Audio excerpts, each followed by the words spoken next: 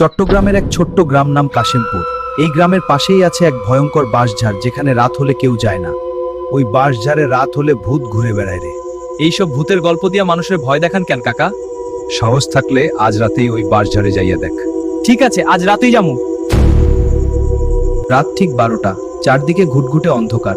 রাকিব একা হাঁটতেছে বাঁশঝাড়ের দিকে। এই শব্দটা আবার কি?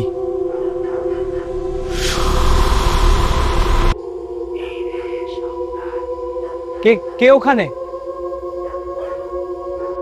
কে আপনি?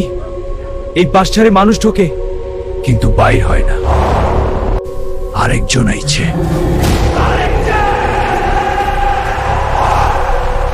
পরের দিন সকালে গ্রামের মানুষ শুধু রাকিবের টর্চটা পাইছিল।